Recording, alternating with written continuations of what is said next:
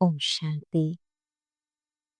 आज निराकार शिव बाबा के ब्रह्मा मुख द्वारा चले हुए 29/7/2025 के साकार महावाक्यों में से विधि और सिद्धि को समझते हैं।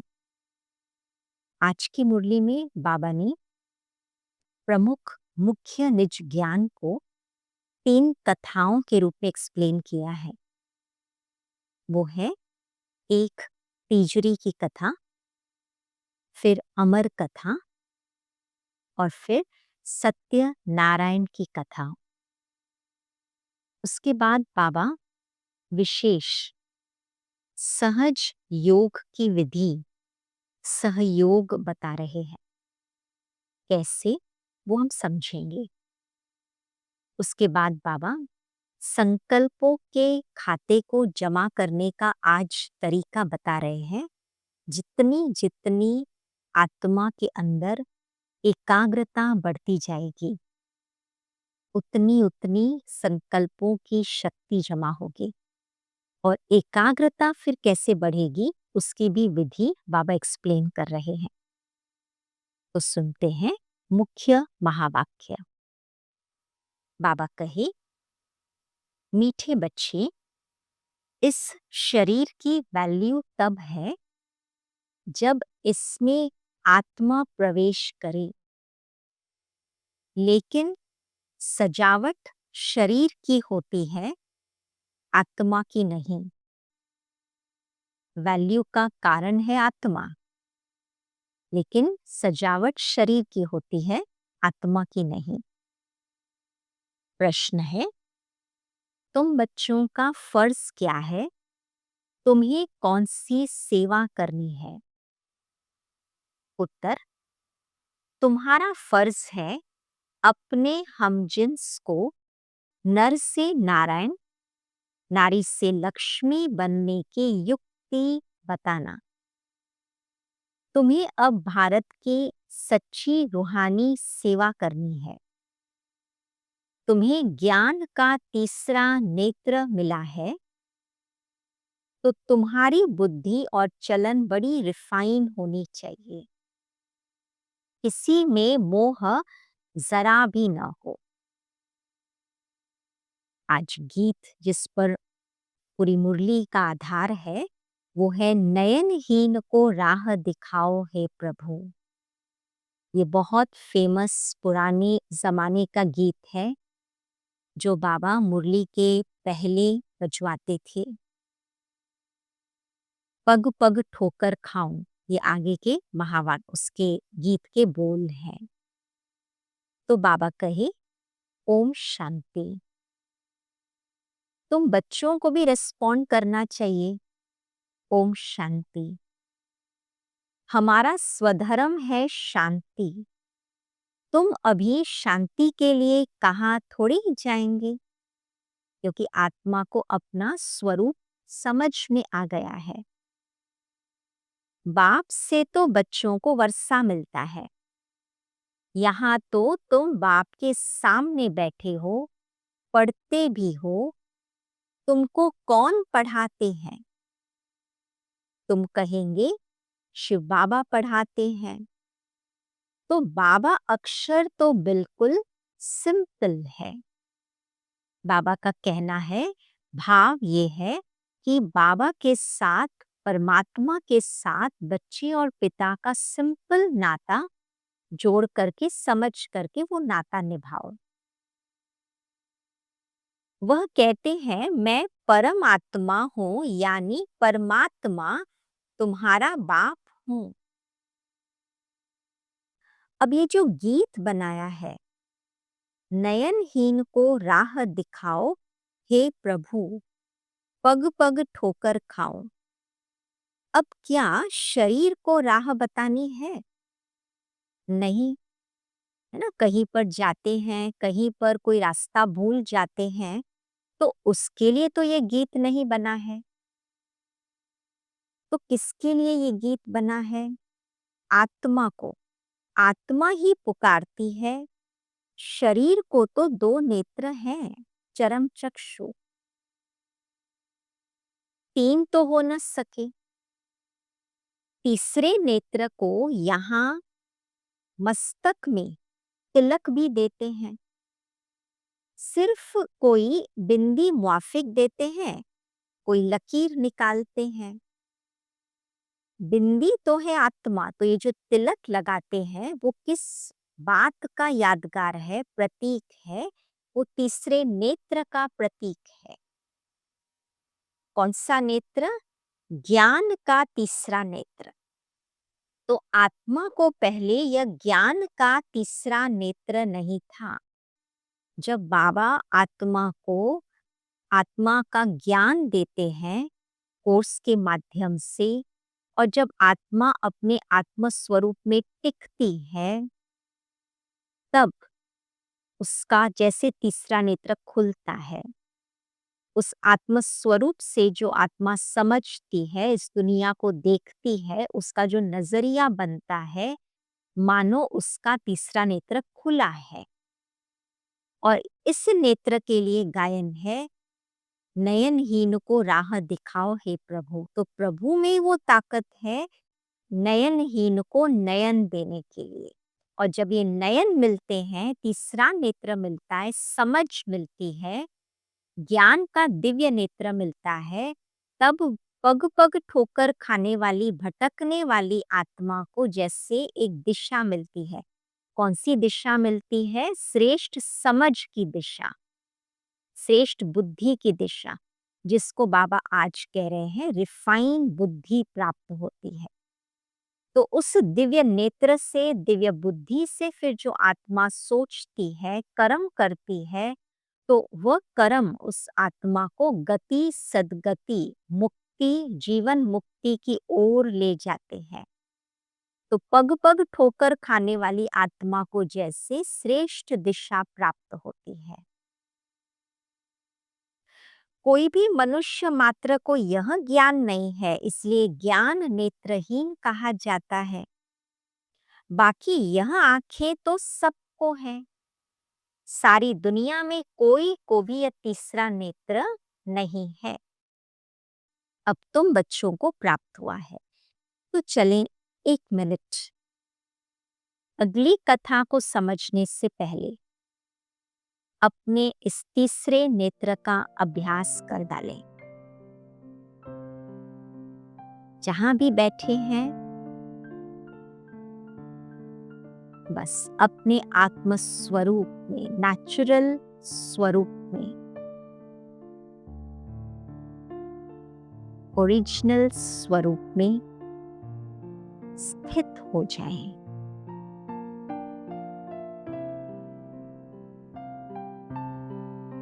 मैं आत्मा हूं।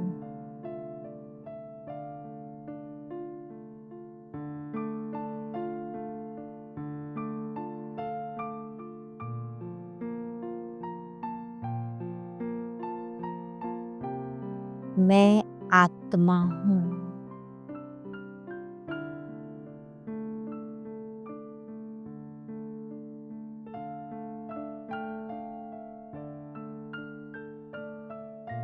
इन आंखों से देखने का कार्य मैं आत्मा कर रही हूं।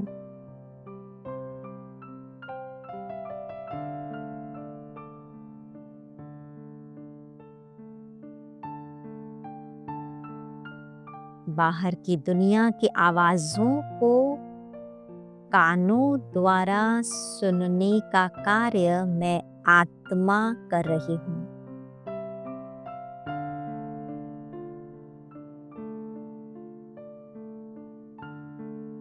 ये आत्म स्वरूप का अभ्यास तीसरे नेत्र को एक्टिवेट रखता है। इस आत्म स्वरूप से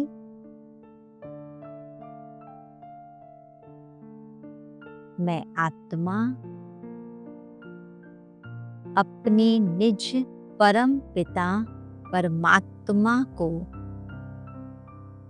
अनुभव कर पाती हूं। मैं आत्मा हूं।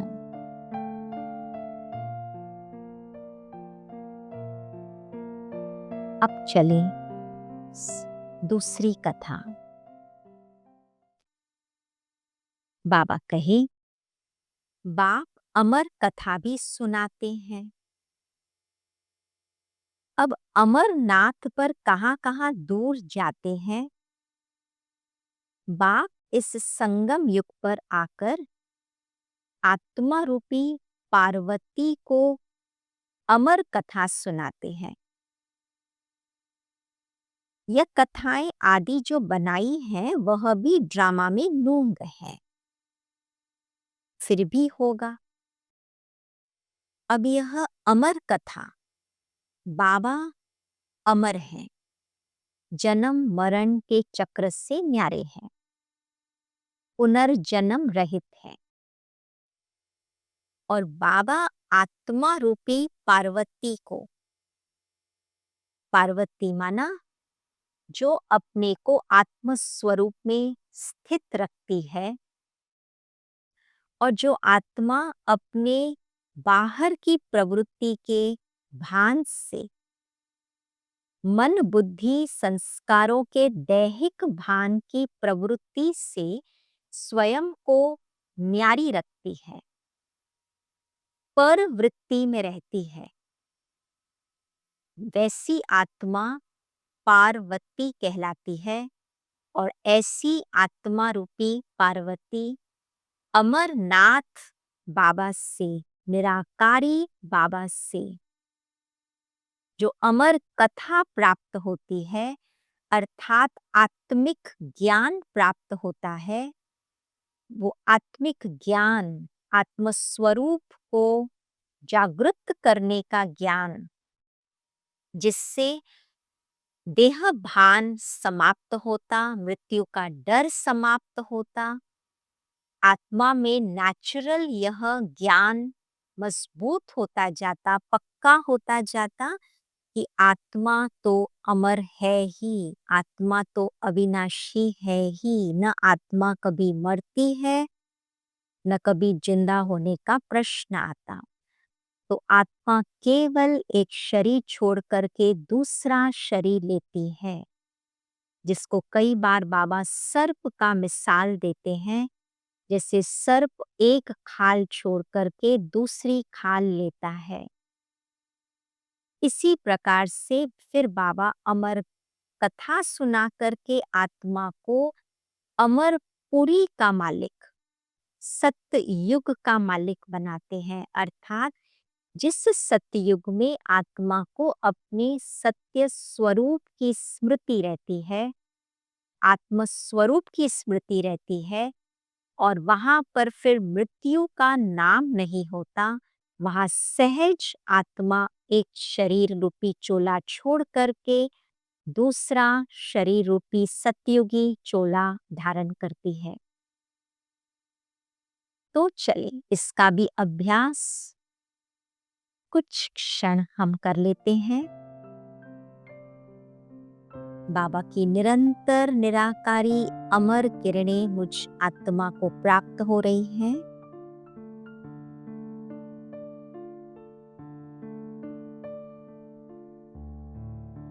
और इस अमर किरणों के अनुभव से आत्मा शरीर से डिटैच, शरीर से बिल्कुल हल्की,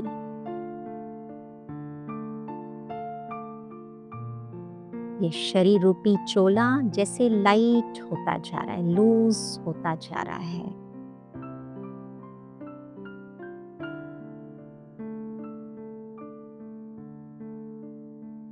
आत्मा को शरीर चोला भास रहा है।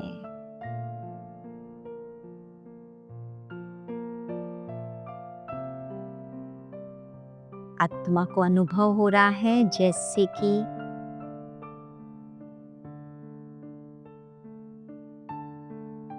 बस जैसे अनेक चोले छोड़ कर के इस चोले में आत्मा आई है, वैसे यह चोला भी सहज छोड़कर समय पर आत्मा दूसरा चोला धारण करेगी।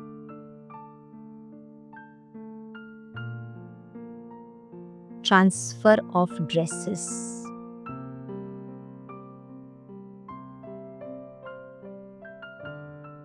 यह ज्ञान अमरनाथ बाबा से आत्मा रूपी पार्वती को धारण हो रहा है। और अब बाबा तीसरी कथा समझाते, सत्य नारायण की कथा। अब तुम बच्चों को कितना नारायणी नशा चढ़ना चाहिए। यह है विश्व के मालिक बने का नशा। सत्य नारायण की कथा है तो जरूर नारायण ही बनेंगे ना। तो यह तीजड़ी की कथा, अमर कथा आत्मा को सत्य नारायण बनाती है, अर्थात सत्य दैवी गुणों को धारण करने की ताकत, बल प्रदान करती है। क्योंकि जब आत्मा अपने आत्म स्वरूप में है तो बाबा जो दैवी गुणों की बात करते, वो दैवी गुण सहज रीति से संपन्न संपूर्ण नारायण और लक्ष्मी समान गुणों को धारण करने की आत्मा में पात्रता आ जाती है, जिसको ही बाबा दूसरे शब्दों में कहते हैं, जिन बच्चों को ज्ञान का तीसरा नेत्र मिला है, उनकी बुद्धि और चलन बहुत रिफाइन होती है। अब तुम बच्चे कितने स्वच्छ बुद्धि बनते हो। बाबा तुमको बहुत प्रकार से समझाते हैं। वरदान सुनते हैं, अपने सर्व खजानों को अन्य आत्माओं की सेवा में लगाकर सहयोगी बनने वाले सहज योगी भव। सहज योगी बनने का साधन है सदा अपने को संकल्प द्वारा, वाणी द्वारा विश्व की आत्माओं के प्रति सेवाधारी समझकर सेवा में ही सब कुछ लगाना। जो भी ब्राह्मण जीवन में शक्तियों को, गुणों का, ज्ञान का, समय का खजाना बाप द्वारा जो प्राप्त हुआ है, वह सेवा में लगाते हैं, तो ये सहयोग ही सहज योगी बना देता है।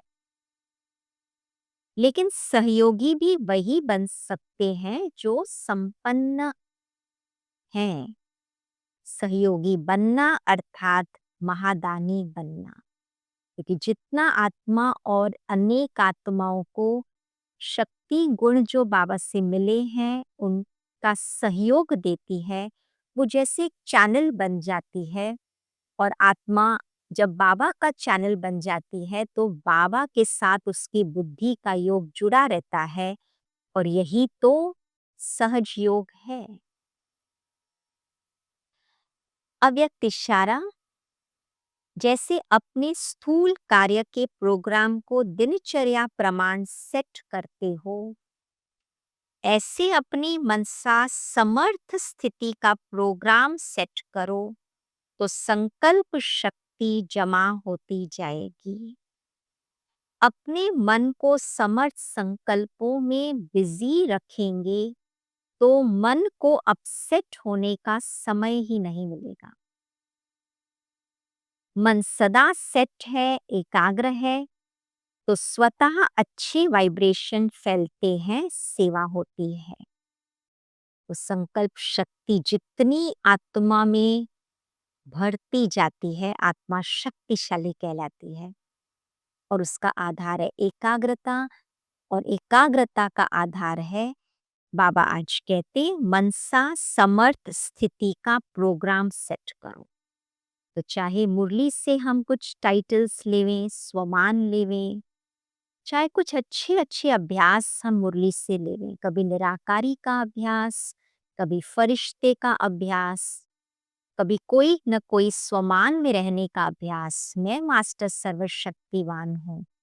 प्रोग्राम बनाए अपना कि ये 2 घंटा मैं आत्मा मास्टर सर्वशक्तिवान की सीट पर सेट रहकर हर कार्य करूंगी, हर सोच सोचूंगी। तो इससे एकाग्रता बढ़ती है, संकल्पों की शक्ति जमा होती है। तो इस प्रकार से आज अपने लिए पूरे दिन का मन की स्थिति का टाइम टेबल बनाएं। ओम शांति। Thank you Baba.